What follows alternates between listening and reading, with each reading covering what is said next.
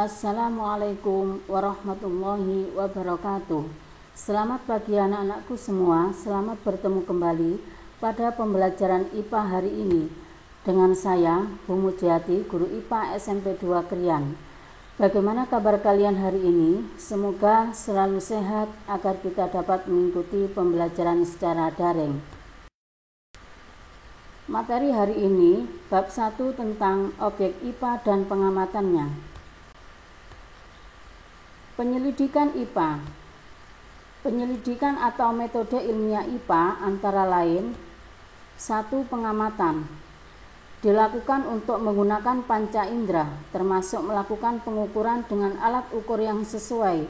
Pengamatan dilakukan untuk mengumpulkan data dan informasi.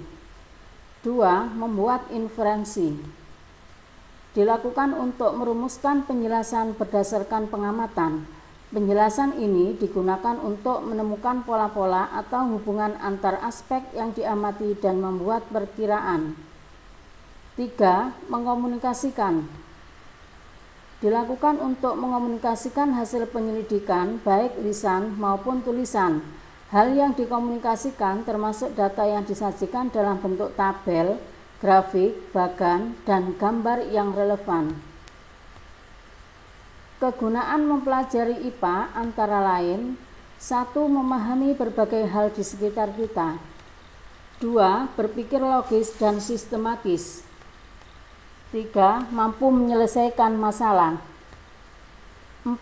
Mampu meningkatkan kualitas hidup. Objek yang dipelajari dalam IPA meliputi seluruh benda di alam dengan segala interaksinya untuk dipelajari pola-pola keteraturannya. Objek tersebut berupa benda renik, contohnya bakteri, virus, dan juga berupa benda berukuran besar, misalnya lautan bumi, matahari, hingga jagat raya. Bidang ilmu pengetahuan IPA meliputi 1. Fisika. Mempelajari tentang aspek mendasar alam, misalnya materi, energi, gaya, gerak, panas, cahaya, dan berbagai gejala alam fisik lainnya. Yang kedua, kimia, meliputi penyelidikan tentang penyusun dan perubahan zat.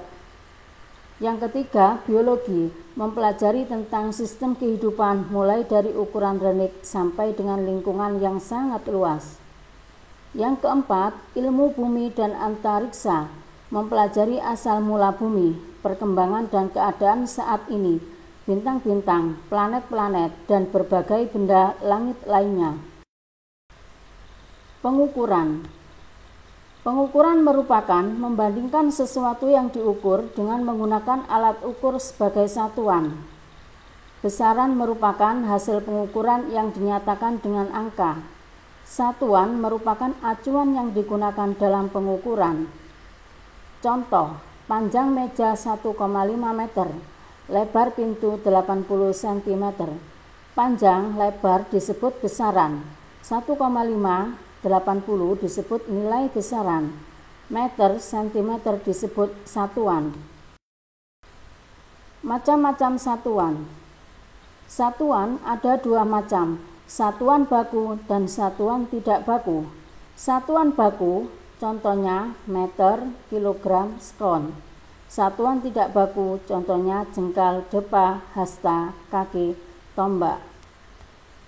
Satu satuan baku, yaitu satuan yang sudah disepakati secara internasional.